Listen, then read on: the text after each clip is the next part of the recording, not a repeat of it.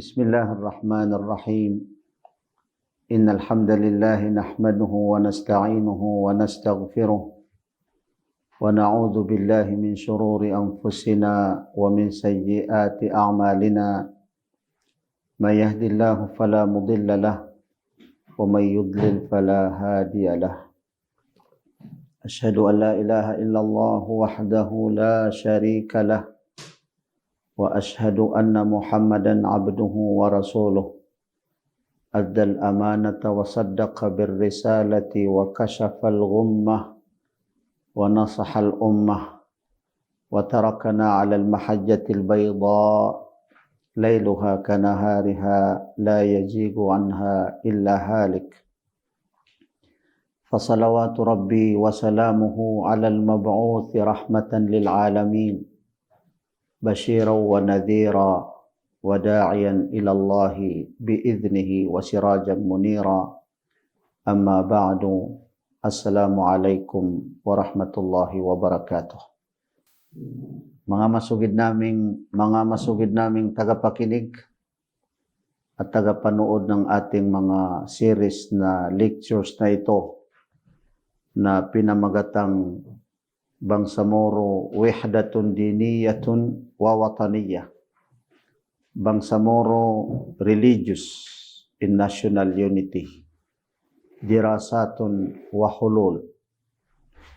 Mga pag-aaral at saka mga solusyon upang makamit ng mga Bangsamoro ang pagkakaisa hinggil sa pananampalataya at ang pagkakaisa hinggil sa bayan o nang dahil sa iisang nasyon na tinatawag na Bangsamoro.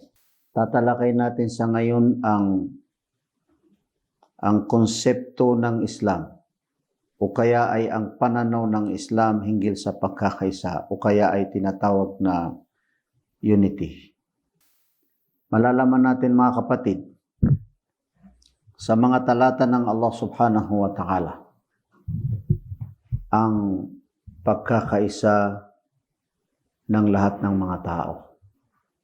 Ibig sabihin, sa pananaw ng Islam, o isa sa mga katuruan ng pananampalatayang Islam na magkaisa ang lahat ng mga nilalang, lahat ng mga tao, mga Muslim man o kaya hindi mga Muslim. Ito ay napakalinaw sa isa sa mga talata ng Allah subhanahu wa ta'ala sa Suratul Hujurat. Bigkasin natin itong talata ng Allah subhanahu wa ta'ala.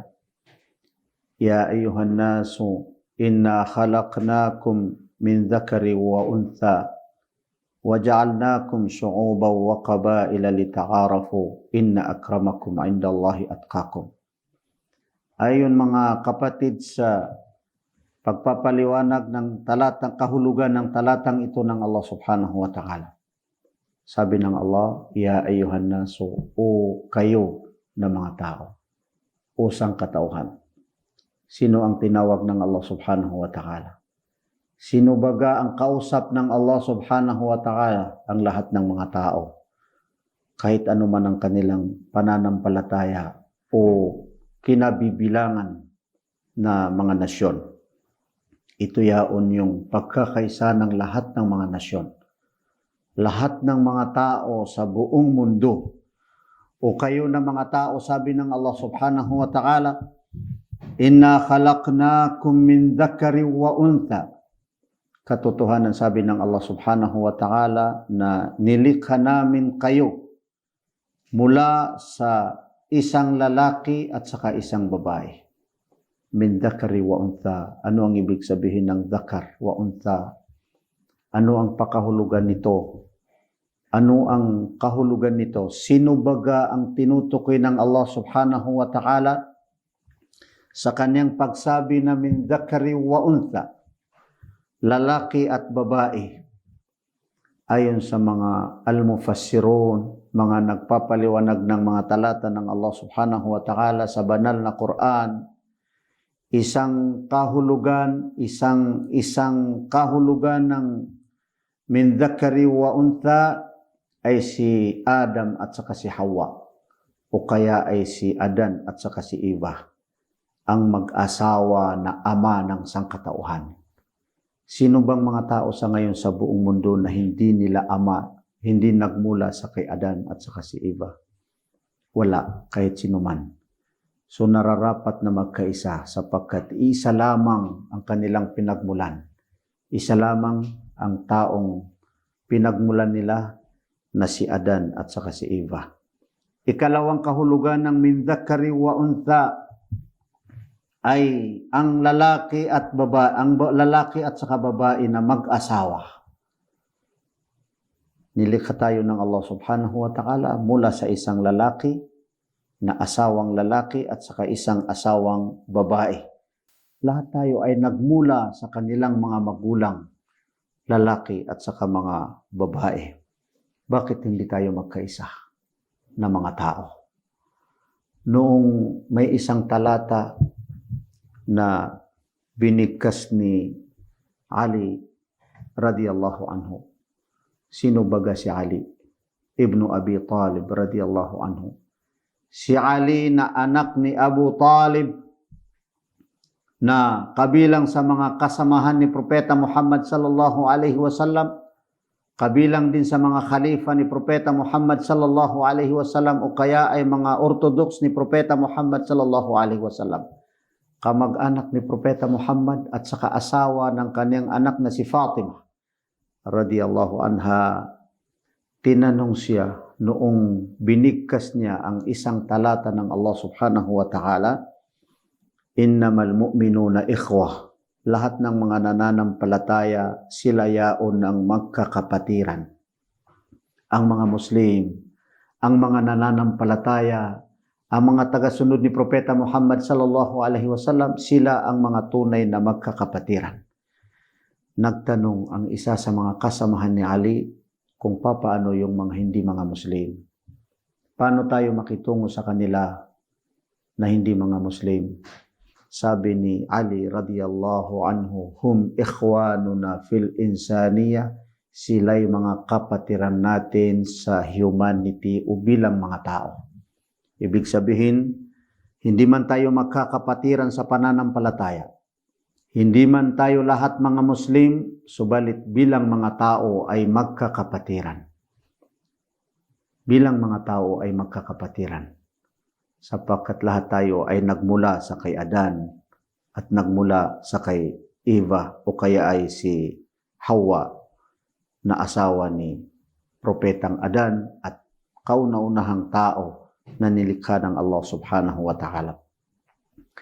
Kaya kinakailangan unang-unang pagkakapatid na itinuro ng ating pananampalatayang Islam ay ang pagkakapatiran ng lahat ng mga tao. Ano pa man ang kanilang relihiyon, ano pa man ang kanilang organisasyon, saan man sila nagmula ng mga estado sa buong mundo, nararapat na sila'y magkaisa. Hindi yung magkawatak-watak.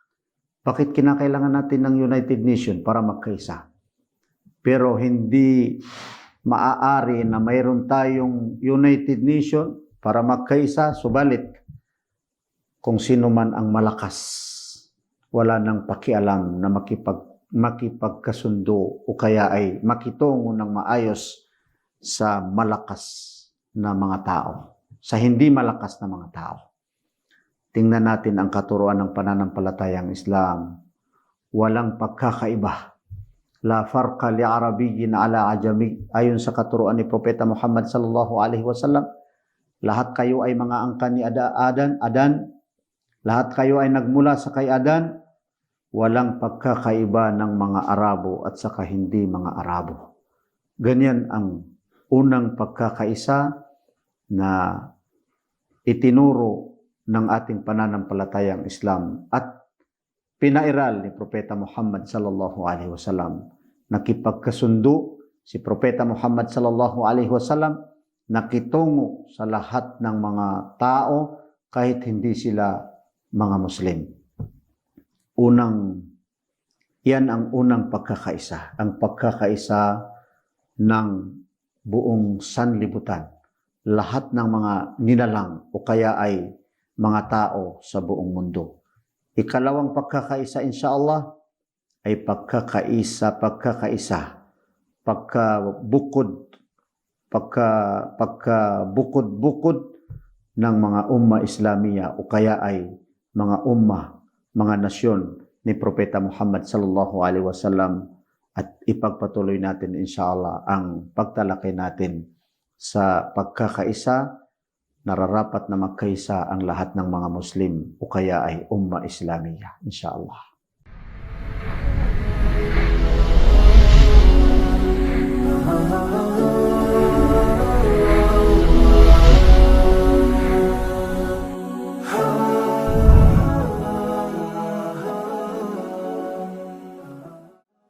Assalamualaikum warahmatullahi wabarakatuh. Ang bawat isa sa atin ay nangangarap na magkaroon ng sarili niyang bahay. Kahit anong antas ng kanyang buhay, ay nangangarap na magkaroon ng sarili niyang bahay. Ikaw ba? Nangarap ka rin ba na magkaroon ng sarili mong bahay? At tayo mga Muslim, ang pinakaasam-asam natin na pangarap ay magkaroon tayo ng bahay sa paraiso ni Allah subhanahu wa ta'ala. Sinabi ni Propeta Muhammad sallallahu alaihi wasallam, "Man salla 12 rak'atan fi yawmin wa laylatin, buniya lahu bihinna baytun fil jannah." Sa pinakamalapit itong kahulugan, sinabi ni Propeta Muhammad sallallahu alaihi wasallam, sino man ang magsasala ng 12 raka'ah sa gabi at sa araw, ay ipapatayo sa kanya ang bahay sa paraiso ni Allah subhanahu wa ta'ala. Ano itong 12 raka'a na ito na binanggit ni Propeta Muhammad sallallahu alaihi wasallam? Itong 12 raka'a na ito ay ito ang sunanur rawatib. Kilala sa katawagan na sunanur rawatib, 2 raka'a bago magsala ng fajr, 2 raka'a o 4 na raka'a before magsala ng dhuhr, 2, at 2 raka'a pagkatapos ng salatul dhuhr, 2 raka'a pagkatapos magsala ng salatul maghrib, 2 raka'a pagkatapos magsala ng salatul isya. Itong 12 raka'a na ito na sinabi ni Propeta Muhammad sallallahu alaihi wasallam, ang inakala ng karamihan sa atin ng mga Muslim ay parang walang silbi ito o di kay parang wala lang. Pero ito pala ang magiging dahilan kung paano tayo mapapatayuan ng bahay sa paraiso ni Allah subhanahu wa ta'ala. At hindi lang yan, itong 12 raka'a na ito ay ikukumpleto sa mga pagkukulang natin sa pagsasala natin ng salatul mafruḍah. Kung may mga kulang doon, habang tayo ay nagsasala ng salawatul mafruḍah at ang isip natin ay naglilipad-lipad o saan man dyan napupunta, at dahilan ng pagkakulang ng reward sa atin sa ating pagsasala, itong sunanur rawatib na ito na 12 raka'a ay ikukumpleto doon sa mga nagkulang na yaon habang ikaw ay nagsasala ng salawatul mafruḍah na ang isipan mo ay nasa ibang ibayo. At yan mga kapatid sa pananampalatayang Islam, pangalagaan natin itong sunanur rawatib na ito na 12 raka'a kung gusto natin magkaroon ng bahay sa paraiso ni Allah subhanahu wa ta'ala. Hanggang dito na lang. Ito po ang inyong kapatid sa pananampalatayang Islam, Qaradawi bin Salik. Assalamualaikum warahmatullahi wabarakatuh.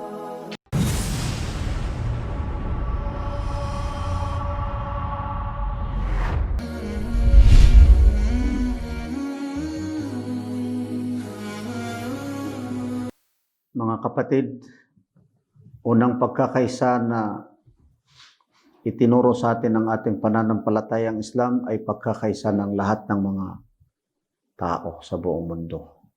Hindi lamang mga Bangsamoro, hindi lamang mga Muslim sa Pilipinas, hindi lamang mga Pilipino, kundi lahat ng mga tao sa buong mundo.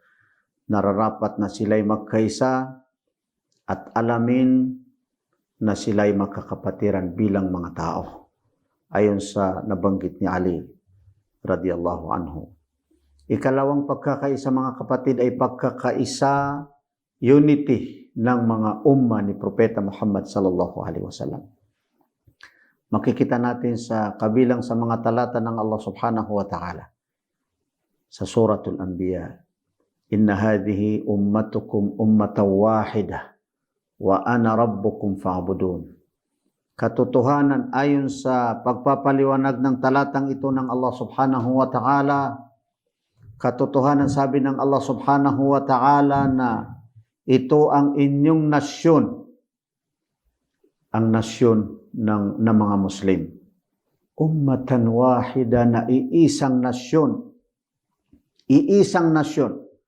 Wa ana rabbukum fa'budun, at ako lamang ang inyong Panginoon at nararapat na inyong sambahin. Ang umma ni Propeta Muhammad sallallahu alaihi wasallam ay iisa, kaya nararapat na sila'y magkaisa. Kabilang sa mga talata ng Allah subhanahu wa ta'ala, wa inna hadhihi ummatukum ummatan wahida wa ana rabbukum fattaqun.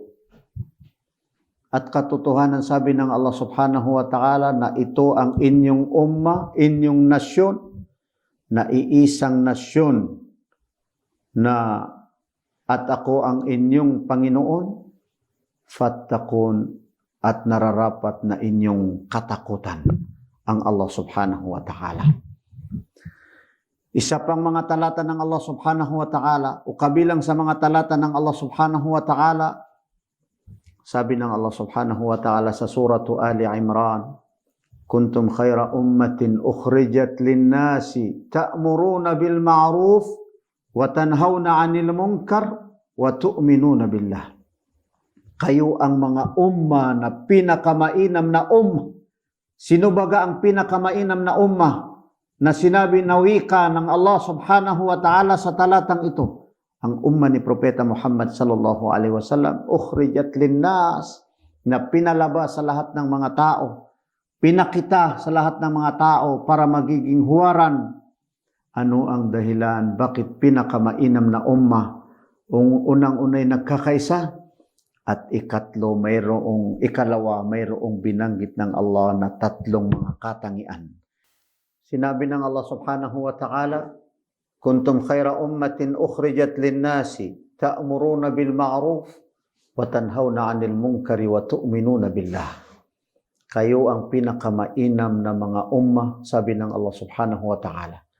Sino baga ang tinutukoy ng Allah subhanahu wa ta'ala na umma, na pinakamainam na umma, na pinalabas ng Allah subhanahu wa ta'ala sa sangkatauhan para magiging simbolo, para magiging huwaran?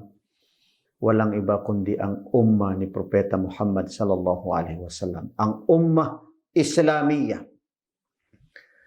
Bakit sila'y pinakamainam na umma? Sapagkat sila'y nagkakaisa. Malinaw sa mga nabanggit natin na mga talata ng Allah subhanahu wa ta'ala na ang umma Islamiyah ay iisang umma o nagkakaisang umma.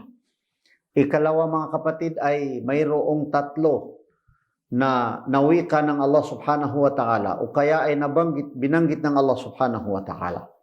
Kahit hindi na natin may paliwanag, pero ang hangarin natin ay makakarating sa mga masugid nating tagapakinig, mga kapatid natin na mga bangsamoro, na masugid nating tagapanood ng ating mga series na lectures na ito. Ta'muruna bil ma'ruf. Kabilang tayo ang pinakamainam na umma na mga Muslim, sapagkat tayo ay nag-aatas, nag-uutos ng mga mainam, mga kaugalian, mga kautusan ng Allah subhanahu wa ta'ala.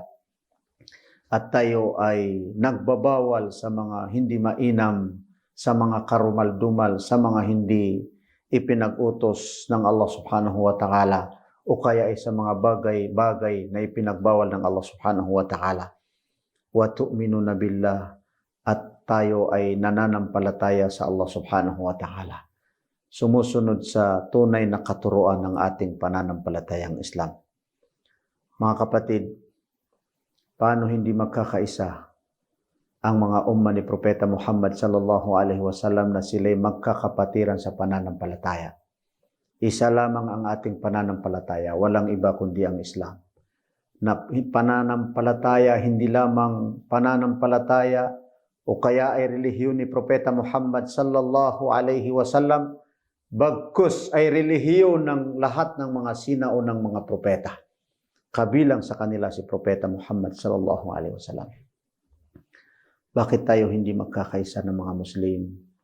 Bakit nagkakawatak-watak ang mga Muslim, ang mga Arabo at saka hindi mga Arabo? Bakit sila hindi nagkakaisa? Samantala, iisa lamang ang kanilang Panginoon. Wala tayong ibang sinasamba maliban lamang sa Allah subhanahu wa ta'ala. Wa ana rabbukum.